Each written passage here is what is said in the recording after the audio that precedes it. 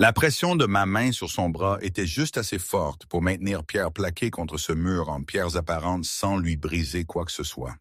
Je sentais la tension dans ses muscles, la lutte stupide qui vibrait encore en lui, comme une dernière flamme avant l'extinction. Le café, qui bourdonnait d'ordinaire de conversations matinales, était tombé dans un silence épais, si complet que j'entendais le sifflement lointain de la machine à expresso, l'écho du choc que j'avais provoqué. Comment j'en étais arrivé là, exactement? C'était une longue histoire, tu sais. Une histoire de choix, de lignes à ne pas franchir et de vieilles habitudes qui refusent de mourir. Quelques heures plus tôt, ce samedi matin, vers 7h30, je m'étais installé à ma table habituelle dans ce petit café de Pontarlier, niché au cœur du Jura. Un endroit sans prétention, avec l'odeur réconfortante du café fraîchement moulu et des croissants chauds qui venaient d'une boulangerie au coin de la rue. J'aimais cette routine. Mon dos contre le mur, les yeux balayant instinctivement la pièce, surveillant l'entrée, les visages, les mouvements. Une habitude qui ne me quittait jamais, même si l'époque où elle m'était indispensable était loin derrière.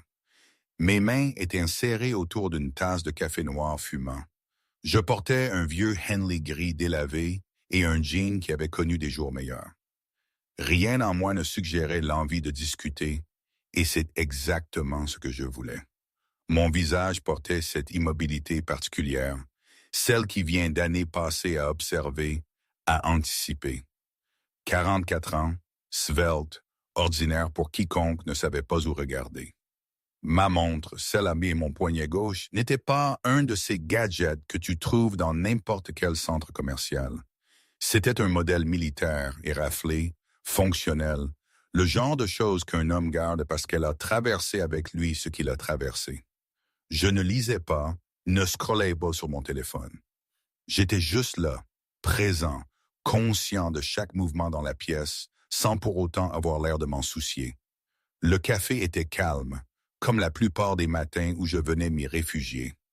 Un peu de paix, un moment pour respirer, pour essayer d'oublier, ne serait-ce qu'un instant, que le monde avait autrefois tout exigé de moi et que je l'avais donné sans poser de questions. Mon téléphone a vibré sur la table. Je l'ai décroché d'un coup d'œil. Un message de Marie. Ma fille, 12 ans. C'était court, sucré, comme toutes ces phrases. N'oublie pas de venir me chercher à 15h15. Bisous, papa. J'ai tapé, je n'oublierai pas. Je t'aime aussi. D'une seule main, mes yeux balayant toujours la pièce par réflexe. Puis j'ai posé le téléphone et regardé par la fenêtre la rue paisible de ce petit village du Jura qui s'éveillait doucement. Marie, c'était la raison pour laquelle j'étais encore là. La raison pour laquelle j'avais tout quitté. Sa mère, Valérie, était partie quand Marie avait 6 ans. Un cancer rapide, brutal, comme sont souvent les pires choses. J'étais en mission à l'étranger quand ça a commencé. Le temps que je revienne, les médecins ne parlaient déjà plus que de moi. J'étais resté à son chevet chaque jour, jusqu'à la fin. J'ai tenu sa main quand elle a rendu son dernier souffle. 3 semaines après l'enterrement, j'ai quitté l'armée. Personne n'a discuté ma décision. Personne ne m'a demandé de rester. Ils avaient compris ce que j'avais perdu et ce que je devais faire maintenant. 16 ans dans l'armée, plusieurs déploiements dans des endroits dont la plupart des Français n'avaient jamais entendu parler, et je suis parti sans un regard en arrière. Élever ma fille seule était devenu plus important que tout ce que j'avais pu faire en uniforme. Et c'était aussi plus dur, tu sais. Plus dur que l'Afghanistan, plus dur que le Sahel, plus dur que n'importe quelle mission qui m'ait été assignée. Il n'y avait pas d'objectif clair quand on est un père célibataire. Pas d'équipe sur qui compter, pas de renfort à l'horizon. Juste moi et une petite fille qui pleurait au milieu de la nuit et posait des questions auxquelles je ne savais pas répondre. Mais j'ai appris. Je me suis adapté. C'est ce que font les soldats. Je suis devenu le genre de père qui tresse les cheveux avant l'école et connaît le nom de toutes ses amies. Je me montrais à chaque match de foot, même épuisé après une double journée de travail. Je lisais des histoires avant de dormir jusqu'à ce que ma voix s'éteigne, Puis j'en lisais encore parce qu'elle me le demandait.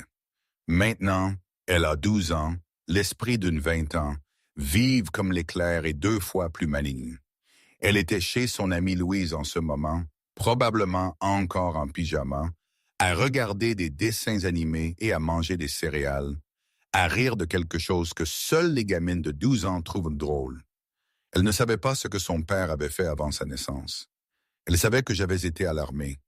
Elle savait que j'avais voyagé dans des endroits dangereux. Elle savait que je n'aimais pas en parler. C'était suffisant. Elle n'avait pas besoin de savoir le reste. Le café a commencé à se remplir à mesure que la matinée avançait. C'était samedi, après tout. Des familles sont entrées avec des poussettes, des étudiants ont réquisitionné des tables, étalant leurs ordinateurs portables comme s'ils montaient d'un camp. Une file s'est formée au comptoir. Le niveau sonore a augmenté régulièrement. Les voix se chevauchaient. La machine à expresso sifflait et gargouillait. Quelqu'un riait trop fort à une blague qui n'était probablement pas si drôle. Le bruit ne me dérangeait pas. J'avais appris à filtrer le son, à séparer ce qui importait de ce qui ne l'était pas. C'était une compétence qui m'avait gardé en vie dans les zones de guerre. Maintenant, ça m'aidait juste à profiter de mon café en paix. J'ai fini ma tasse et j'ai envisagé d'en commander une autre. C'est à ce moment-là que Pierre Dubois est entré. Je l'ai reconnu immédiatement. Tous les habitués le reconnaissaient. C'était le genre de type qui s'assure que tu le remarques. Grand, épaules larges, la trentaine bien entamée. Il portait un blouson en cuir, même s'il ne faisait pas assez froid pour ça.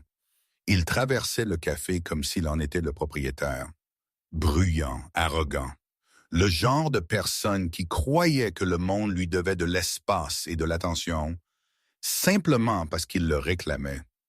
Pierre avait l'habitude de dépasser les limites. Il doublait dans la file sans s'excuser.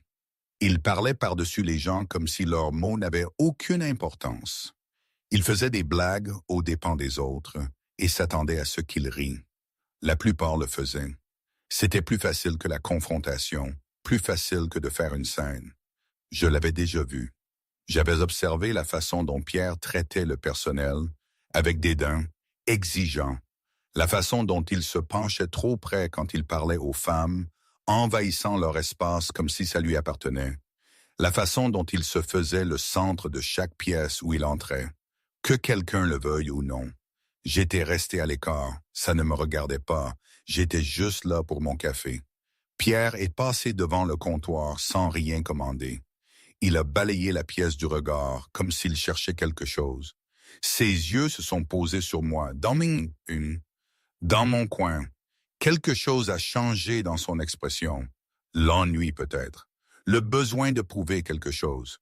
Peut-être qu'il n'aimait tout simplement pas ma façon d'être assis là, si calmement, si maîtrisé, si manifestement peu impressionné par tout ce qui l'entourait. Je n'ai pas détourné le regard. J'ai simplement soutenu le sien pendant 1 seconde avant de reporter mon attention sur ma tasse vide. Un message clair. Je te vois, je ne suis pas intéressé. Pierre a changé de direction. Il s'est dirigé droit vers ma table. Sa démarche était délibérée, confiante, celle d'un homme qui n'avait jamais vraiment subi les conséquences de ses actes. Il s'est faufilé entre les tables sans s'excuser. Une femme avec un ordinateur portable a dû tirer sa chaise pour le laisser passer. Elle n'a rien dit. Pierre ne l'a pas reconnu. Je l'ai vu arriver.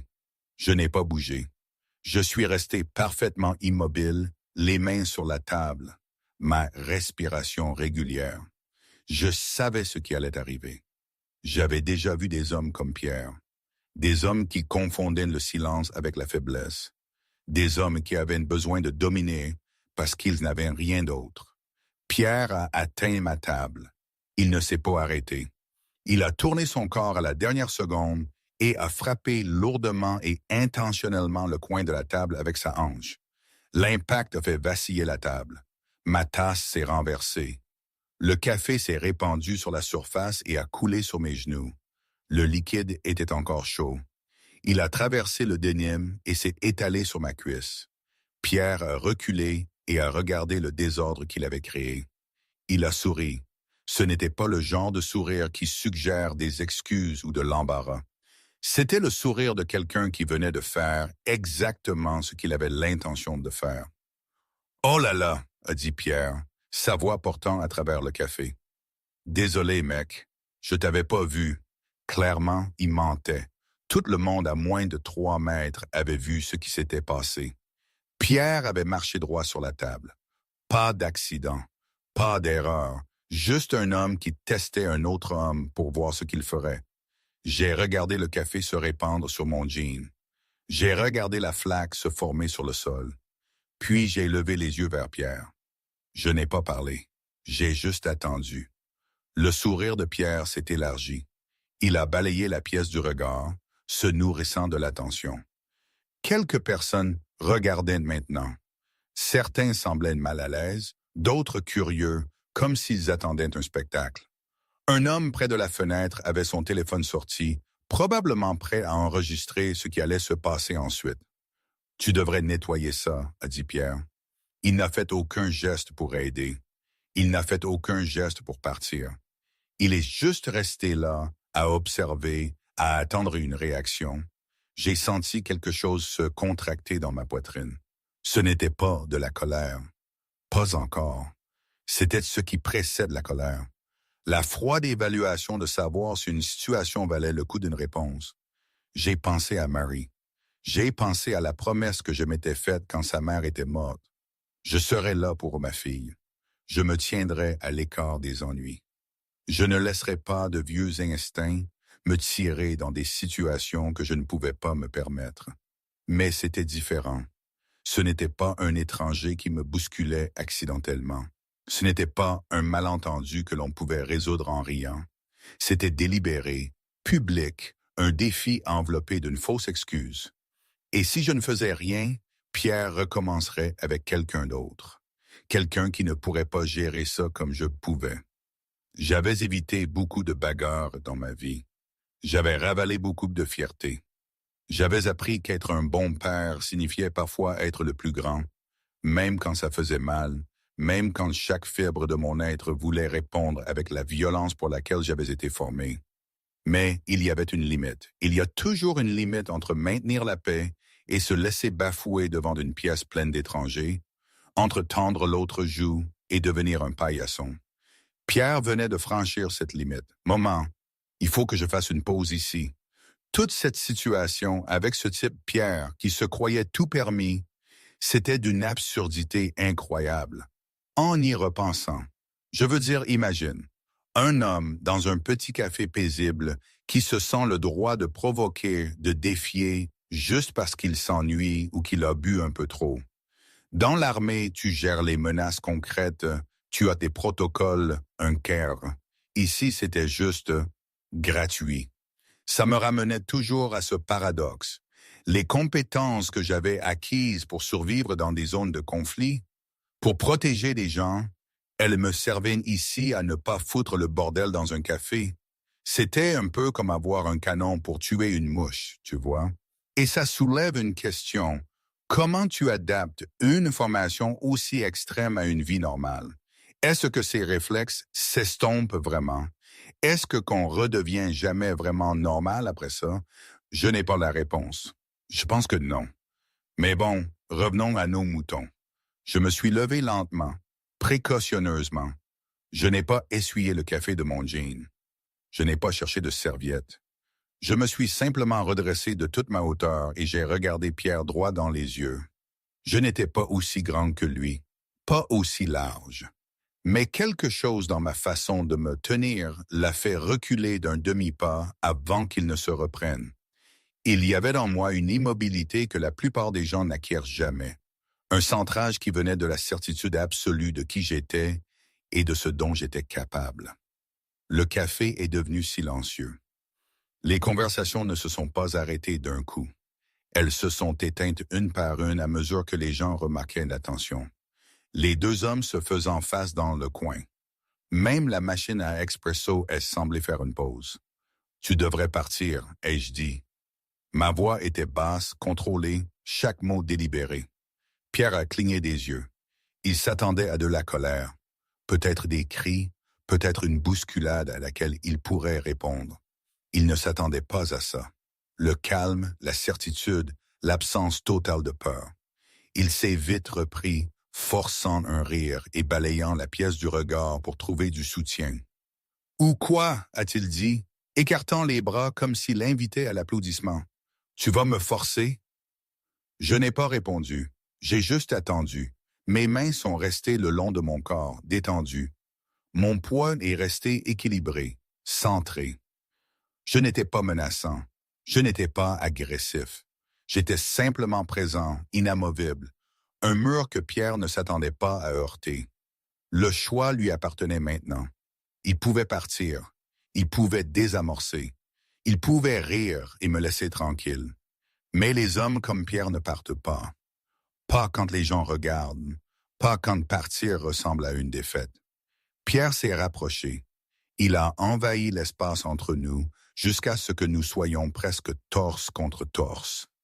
Assez près pour que je sente son eau de Cologne mêlée à quelque chose de plus piquant en dessous. Peut-être du bourbon, peut-être du whisky. Boire en journée expliquerait beaucoup de choses sur son comportement. Je n'ai pas bougé, je n'ai pas oscillé. Je suis resté exactement où j'étais et j'ai regardé Pierre avec la patience de celui qui sait comment ça va se terminer. J'avais été dans de pires situations, avec de pires hommes, dans de pires endroits. C'était un café au milieu d'un samedi matin. Ce n'était pas l'Afghanistan.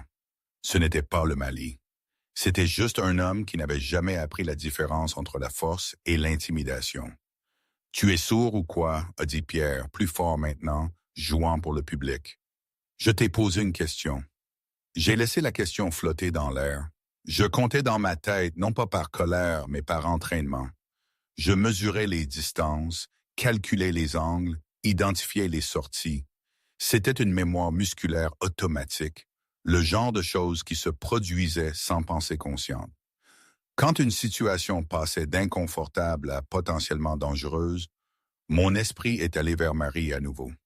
Elle serait chez Louise en ce moment, en sécurité, heureuse, complètement inconsciente que son père était dans un café face à un voyou ivre qui voulait prouver quelque chose. Elle n'avait pas besoin d'un père qui se fasse arrêter pour s'être battu en public. Elle n'avait pas besoin d'un père qui laisse sa fierté prendre le pas sur son jugement. Elle avait besoin d'un père qui vienne la chercher à 15h15, qui prépare le dîner, qui l'aide pour ses devoirs, qui soit là. « Excuse-toi et pars », ai-je dit. Ma voix était plus calme cette fois. Plus calme, mais d'une certaine manière plus dure. C'est la dernière fois que je le dis. Les mots sont tombés comme des pierres dans l'eau immobile. Pierre a cligné des yeux à nouveau. Son sourire en coin a vacillé une demi-seconde avant qu'il ne le force à revenir en place. Il a balayé la pièce du regard. Plus de monde regardait maintenant. L'étudiant près de la fenêtre avait son téléphone levé. L'appareil photo était pointé directement sur nous. Pierre l'a vu. Il s'en est nourri. Il s'est tourné vers moi et a ri. « Tu te crois costaud ?» a dit Pierre. Il s'est penché d'1 centimètre de plus. Son souffle était chaud contre mon visage. « Tu crois que de rester assis dans ton petit coin te rend spécial? » Mon expression n'a pas changé. Je le lisais maintenant. Sa façon de se tenir, de répartir son poids, la façon dont sa main droite se serrait continuellement en un point lâche. Pierre s'échauffait, prenait de l'élan, se convainquant que tout ce qui allait suivre était justifié. L'air dans le café avait complètement changé. Les conversations s'étaient arrêtées. Tout le monde regardait maintenant. Sophie, la jeune barista derrière le comptoir, était figée, une pichet de lait vapeur dans une main et son téléphone dans l'autre. On aurait dit qu'elle voulait appeler quelqu'un, mais ne savait pas qui. Un homme plus âgé près de la porte s'est levé. Il avait la soixantaine, avec une barbe grise et une chemise en flanelle. Il a fait un pas vers nous, puis s'est arrêté quand sa femme lui a attrapé le bras et a secoué la tête. Il s'est rassis. Personne d'autre n'a bougé. Personne n'est intervenu. Ils ont juste regardé, voulant voir ce qui allait se passer, mais ne voulant pas en faire partie. Pierre a remarqué la tension. Ça l'a alimenté. Il s'est redressé légèrement et a haussé le ton d'un crâne. « Tu sais quel est ton problème » a-t-il dit. Il faisait son numéro maintenant, jouant pour la salle. Tu crois que tu peux juste rester là et ignorer les gens? Tu te crois meilleur que tout le monde. Je l'ai laissé parler. Les mots n'étaient que du bruit. Ils n'avaient pas d'importance. Ce qui importait, c'était ce qui venait après les mots. Ce qui importait, c'était le moment où Pierre déciderait que parler ne suffisait plus. Ce moment arrivait. Je le sentais monter. Je le voyais dans la tension de ses épaules, dans l'accélération de sa respiration, dans la façon dont ses yeux se posaient sur ma poitrine, comme s'il choisissait une cible. Sa main droite est montée rapidement. Il m'a poussé l'épaule avec le talon de sa paume. Pas un coup de guépin, pas encore. Juste un test, une provocation, une invitation à l'escalade. J'ai absorbé l'impact. Mon corps est vacillé légèrement en arrière, puis s'est stabilisé. Je n'ai pas riposté. Je n'ai pas attrapé son poignet. Je suis juste resté là et j'ai laissé le moment respirer. Sophie avait son téléphone contre l'oreille maintenant. Je voyais ses lèvres bouger mais n'entendais pas ce qu'elle disait. Probablement qu'elle appelait la gendarmerie. Bien, qu'ils viennent, qu'ils règlent ça. Je pouvais attendre. J'étais bon pour attendre, mais Pierre n'était pas bon pour attendre. La poussée n'avait pas eu la réaction qu'il voulait. Je n'avais pas riposté, n'avais même pas cilié. Ça le faisait paraître faible, comme s'il s'en prenait à quelqu'un qui ne se défendrait pas. Ce n'était pas l'histoire que Pierre voulait raconter. Il avait besoin de résistance. Il avait besoin d'une bagarre. Il avait besoin que je lui donne une excuse. Pierre m'a poussé à nouveau, plus fort cette fois, ses deux mains contre ma poitrine. La force était réelle, agressive, destinée à me projeter contre le mur. Je me suis déplacé avec. J'ai fait 2 pas en arrière et j'ai utilisé l'élan pour créer de la distance. Mon dos a touché le mur derrière moi. Je me suis arrêté. Je me suis tenu debout. J'ai attendu. « Allez !» a crié Pierre. Son visage était rouge maintenant. De la salive volait de sa bouche à chaque mot. « Fais quelque chose. Frappe-moi. Je sais que tu en as envie. » Je n'en avais pas envie. C'était ça que Pierre ne pouvait pas comprendre. Je n'avais rien à prouver. Pas besoin de gagner. Pas besoin d'établir ma domination ou de sauver la face ou de jouer pour la foule. J'avais déjà gagné plus de combats que Pierre n'en connaîtra jamais. J'avais survécu à des choses qui auraient brisé la plupart des hommes. Je n'avais plus rien à prouver à personne, surtout pas à un voyou éméché dans un café. Mais Pierre n'en avait pas fini. Il ne pouvait pas en avoir fini. Pas tant que les gens regardaient, pas tant que les téléphones enregistraient. Il s'était engagé maintenant. Il était allé trop loin pour reculer. Sa fierté ne le laisserait pas faire. Son ego ne le laisserait pas faire. Alors il a fait le choix que je savais qu'il ferait depuis le début. Pierre a lancé un coup de poing. Il venait de son côté droit. Un large crochet circulaire visant ma mâchoire. L'exécution était lente, le genre de coup que quelqu'un lance sans entraînement. Quand il n'a jamais affronté quelqu'un qui sait se battre. Je l'ai vu venir d'1 kilomètre.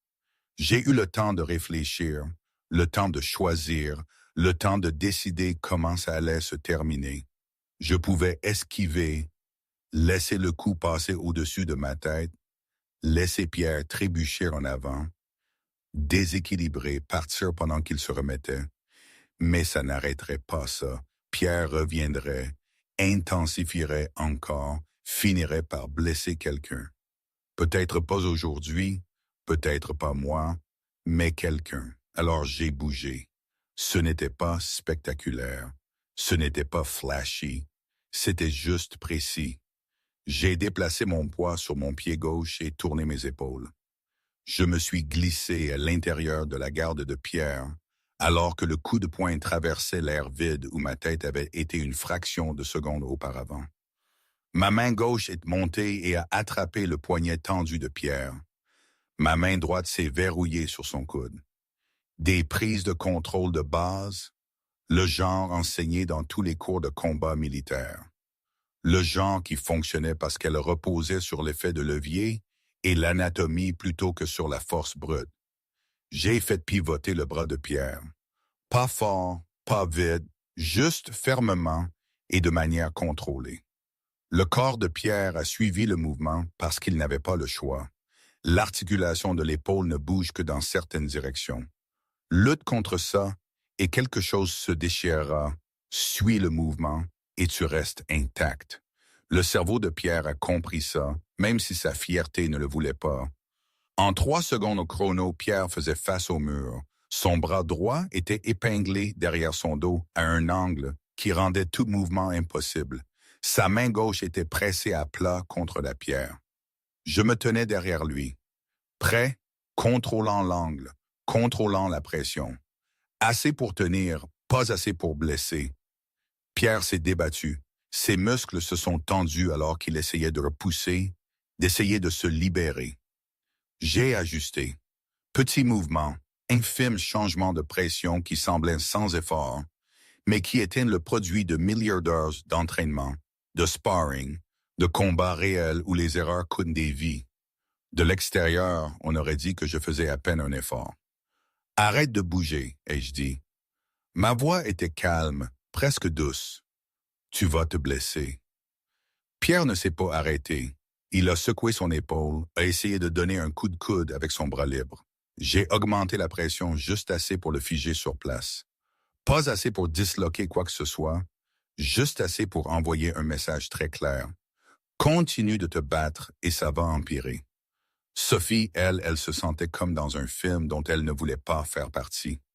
Derrière le comptoir, le téléphone collé à l'oreille, elle n'arrivait même pas à articuler les mots quand elle avait appelé la gendarmerie.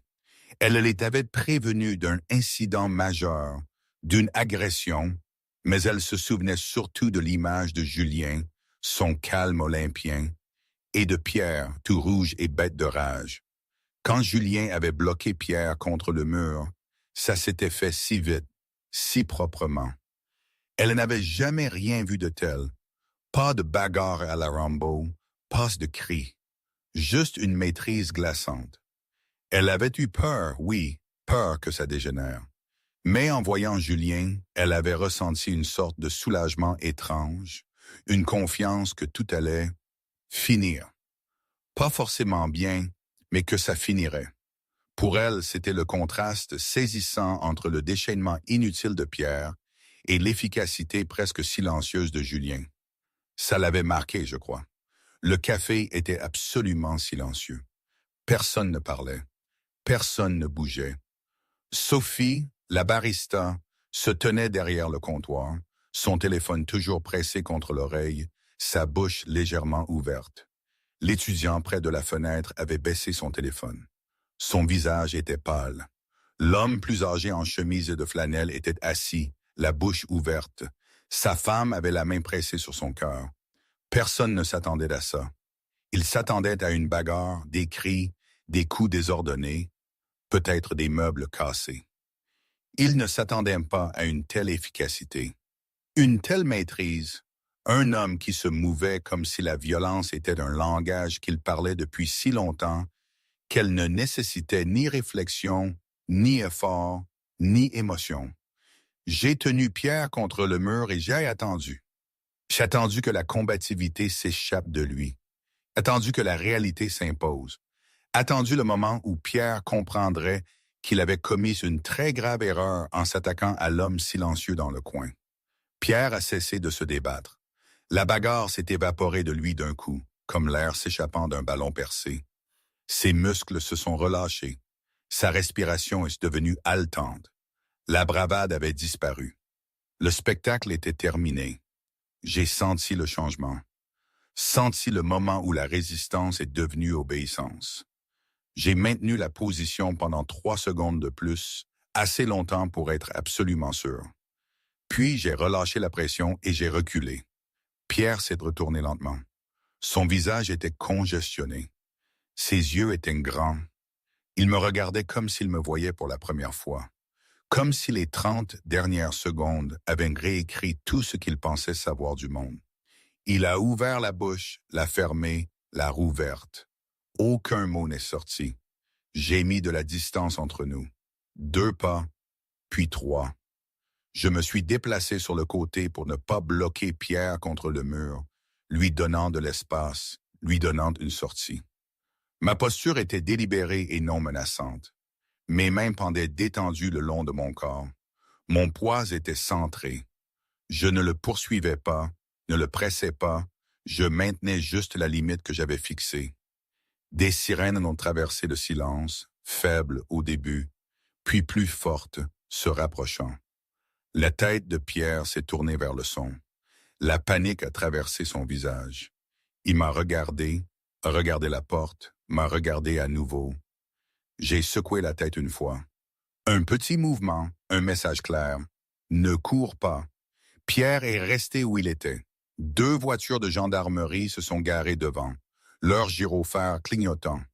4 gendarmes sont entrés, se déplaçant avec le genre de vitesse prudente, qui disait qu'on leur avait dit qu'il y avait une bagarre en cours, que quelqu'un pourrait être blessé, que la situation pourrait encore s'aggraver. Le premier gendarme à entrer était jeune, fin de la vingtaine, des cheveux blonds tirés en arrière. Sa main reposait sur sa ceinture près de sa radio. Ses yeux ont balayé la pièce, observant la foule, les téléphones, les 2 hommes debout près du mur du fond. Le deuxième gendarme était plus âgé, 50, peut-être 55 ans, des cheveux gris aux tempes, un visage marqué qui avait vu trop d'appels du samedi matin comme celui-ci. Son badge indiquait Lefebvre. Il se déplaçait plus lentement que sa partenaire, plus délibérément. Ses yeux m'ont trouvé en premier et sont restés là. Quelque chose a traversé son visage. Une reconnaissance peut-être, ou de la curiosité. Il a dit quelque chose calmement à la plus jeune gendarme. Elle a hoché la tête et s'est dirigée vers Pierre. Le gendarme Lefebvre s'est approché de moi. Sa posture était détendue mais alerte. La démarche de quelqu'un qui avait fait ça assez souvent pour savoir que les hypothèses pouvaient vous blesser. Il s'est arrêté à quelques mètres, assez près pour parler, assez loin pour réagir si besoin. « Vous voulez me dire ce qui s'est passé ici ?» a demandé Lefebvre. Sa voix était calme. J'ai soutenu son regard directement. Je n'ai pas détourné les yeux, n'ai pas gigoté, n'ai pas couru pour m'expliquer ou me défendre. Je suis juste resté là et j'ai laissé le gendarme m'évaluer. C'était la même chose que je faisais depuis que Pierre était entré dans le café. Lire, mesurer, attendre. Il a renversé ma table, ai-je dit. J'ai désigné le coin où le café renversé était toujours en train de s'étaler sur la surface et de couler sur le sol, délibérément. Puis il a tenté de me frapper. Lefebvre a regardé la table, a regardé la tache sur mon jean, a regardé mon visage. Ses yeux sont tombés brièvement sur ma montre. Modèle militaire standard. Le genre que l'on ne peut pas acheter dans les magasins. Le genre que l'on gagne. L'expression de Lefebvre a légèrement changé. Pas beaucoup, juste assez. « Et qu'avez-vous fait ?» a demandé Lefebvre. « Je l'ai maîtrisé, ai-je dit simplement. Je ne l'ai pas frappé, je ne l'ai pas blessé. Je l'ai juste retenu jusqu'à ce qu'il s'arrête. » Lefebvre a regardé par-dessus son épaule. La plus jeune gendarme avait Pierre contre un autre mur maintenant. Position différente, mais la même posture vaincue. Elle lui parlait à voix basse, prenait sa carte d'identité. Pierre coopérait. Il ressemblait à un ballon qui avait perdu tout son air. Sophie est apparue à l'épaule de Lefebvre. Elle avait toujours son téléphone à la main. Sa voix a tremblé légèrement quand elle a parlé. « C'est vrai », a-t-elle dit. Elle a pointé Pierre du doigt. Ce monsieur est entré et s'est dirigé droit vers lui. Elle m'a désigné, a renversé sa table exprès et commencé à le pousser. Tout le monde l'a vu. L'homme plus âgé en chemise de flanelle s'est levé et s'est approché. Sa femme a lâché son bras cette fois. « Elle a raison », a-t-il dit. Sa voix était rocailleuse à cause d'une vie de cigarette ou de dur labeur, ou des deux. Le grand a commencé. Celui-ci ici s'est juste défendu. Il n'a pas fait plus que ce qu'il fallait. Lefebvre m'a regardé à nouveau. Vraiment regardé cette fois. Il a observé ma façon de me tenir, de me comporter, la façon dont mes yeux suivaient le mouvement sans que ma tête ne tourne. Ma montre, mes vêtements usés, la confiance tranquille de quelqu'un qui n'avait rien à prouver. « Vous êtes un ancien militaire ?» a demandé Lefebvre. Ce n'était pas vraiment une question. C'était une confirmation. J'ai hoché la tête une fois. Quelle arme? Armée de terre. Combien de temps? 16 et 11. Lefebvre a attendu. Comme je n'ai rien ajouté, il n'a pas insisté. Il a juste hoché la tête comme s'il avait obtenu exactement la réponse qu'il attendait. Il s'est tourné vers sa partenaire et lui a fait un petit signe de la main. Elle a hoché la tête en retour et a commencé à diriger Pierre vers la porte. Est-ce que je suis arrêté? La voix de Pierre s'est brisée sur le dernier mot. Il avait juste l'air effrayé. Vous êtes éloigné pour trouble à l'ordre public, a dit la jeune gendarme d'une voix égale. Nous allons discuter dehors. Pierre m'a regardé une dernière fois. Son expression était complexe. Peur, embarras, peut-être quelque chose qui ressemblait presque à du respect. Il n'a rien dit. Il s'est juste retourné et il est sorti avec la main du gendarme sur son coude. Lefebvre les a regardés partir. Puis il s'est tourné vers moi. Vous voulez porter plainte? A-t-il demandé. J'ai secoué la tête. Vous voulez un rapport? Un autre hochement. Vous êtes sûr? Nous avons des témoins. Nous avons probablement une vidéo. Lefebvre a jeté un coup d'œil à l'étudiant qui tenait toujours son téléphone. On pourrait monter un dossier si vous voulez. Je suis sûr, ai-je dit. Je veux juste rentrer chez moi. Lefebvre m'a étudié un long moment, puis il a sorti une carte de sa poche et l'a tendue. Si vous changez d'avis, a-t-il dit, ou si ce type revient, vous m'appelez. J'ai pris la carte et l'ai glissée dans ma poche arrière sans la regarder. Lefebvre a tendu la main. Je l'ai serrée. La poignée était ferme. Un respect mutuel entre deux hommes qui avaient tous deux vu des choses dont ils ne parlaient pas. Merci pour votre service, a dit Lefebvre doucement. Puis, plus fort vers la salle, toute personne ayant enregistré une vidéo de cet incident, je vous demande de la supprimer immédiatement. Ce n'est pas un divertissement. Ce n'est pas du contenu. Quelqu'un aurait pu être sérieusement blessé. L'étudiant a regardé son téléphone. Il a tapoté l'écran plusieurs fois et l'a levé pour montrer à Lefebvre. La vidéo avait disparu. Quelques autres personnes autour du café ont fait de même, supprimant, confirmant. Lefebvre a hoché la tête en signe d'appréciation. Il m'a regardé une dernière fois, a incliné légèrement la tête en guise de reconnaissance, puis est sorti. La porte s'est refermée derrière lui. Les lumières des voitures de gendarmerie se sont estompées alors qu'elles s'éloignaient. Le café a expiré. Les conversations ont repris doucement au début, puis plus fort. Les gens sont retournés à leur café, à leurs ordinateurs portables, à leur samedi matin. Mais l'atmosphère avait changé.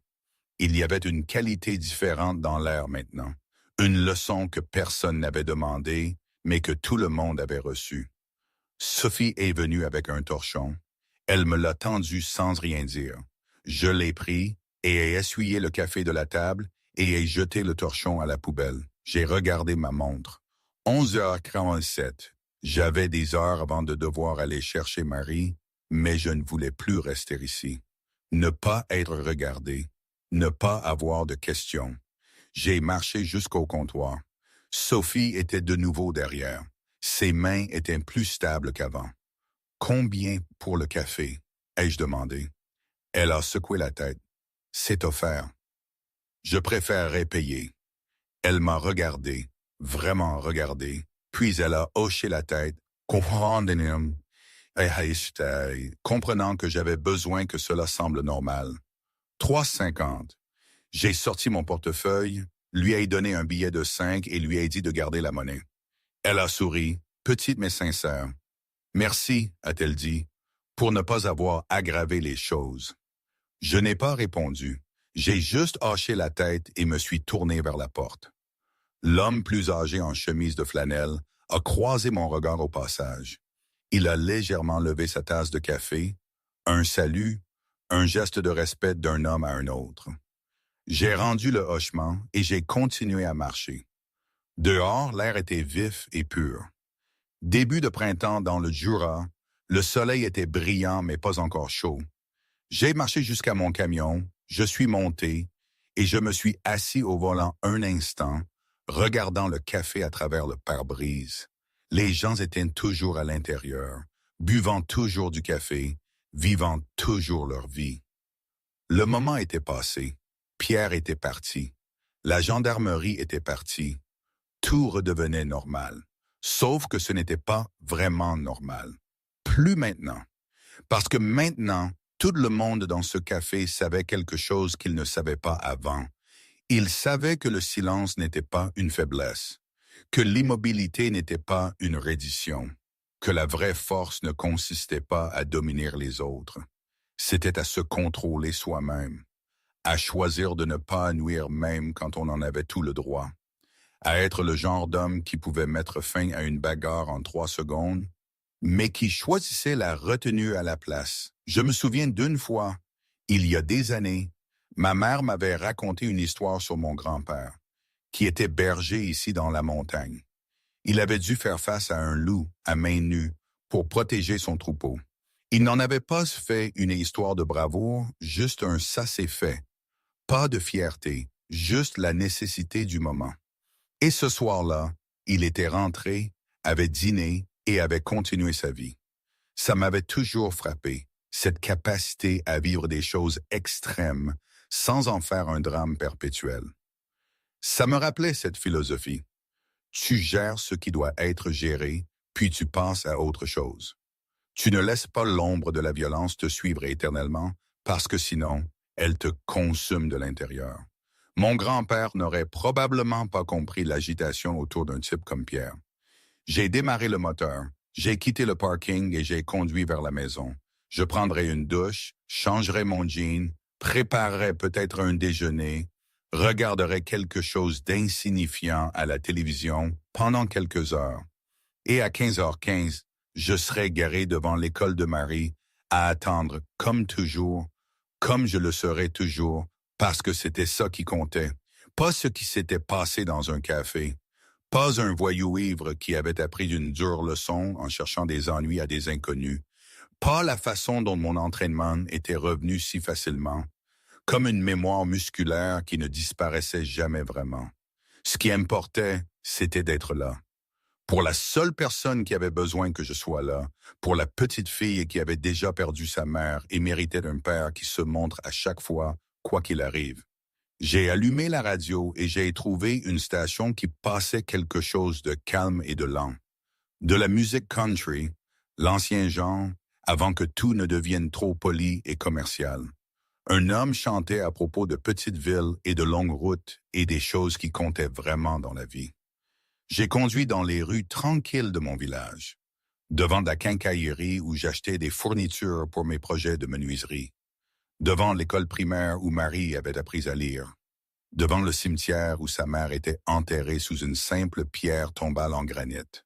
Je ne me suis pas arrêté au cimetière aujourd'hui. Parfois, je le faisais.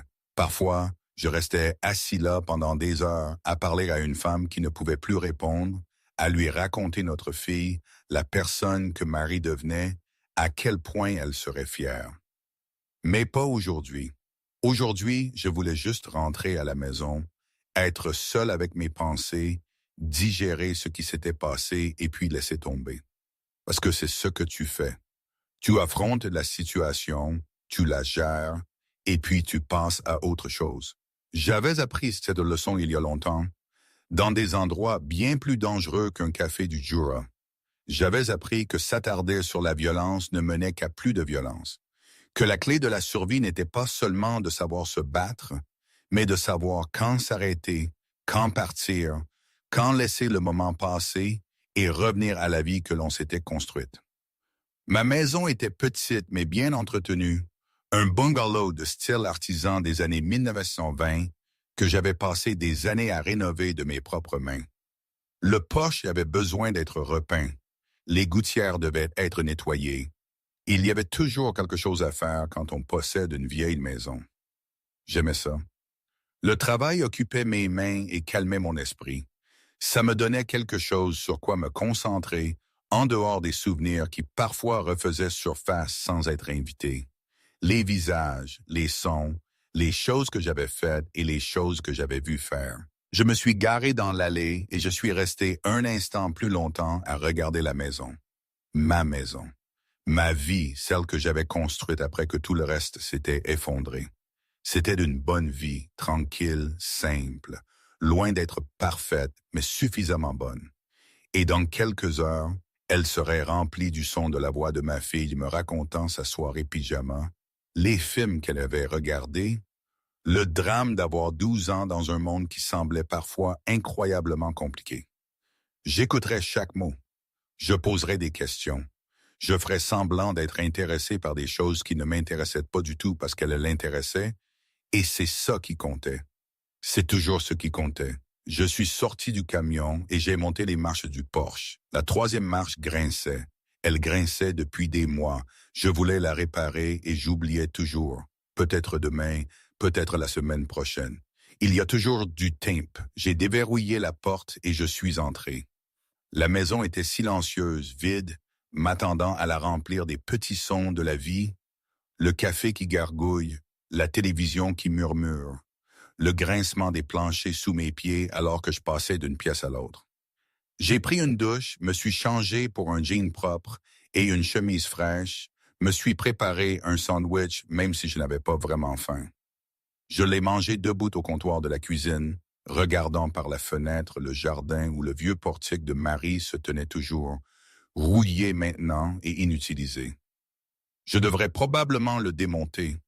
Elle était trop grande pour ça, l'était depuis des années. Mais chaque fois que j'y pensais, je me souvenais de la petite fille qui me suppliait de la pousser plus haut. Plus haut, papa, plus haut. Certaines choses sont plus difficiles à lâcher que d'autres. L'après-midi a passé lentement.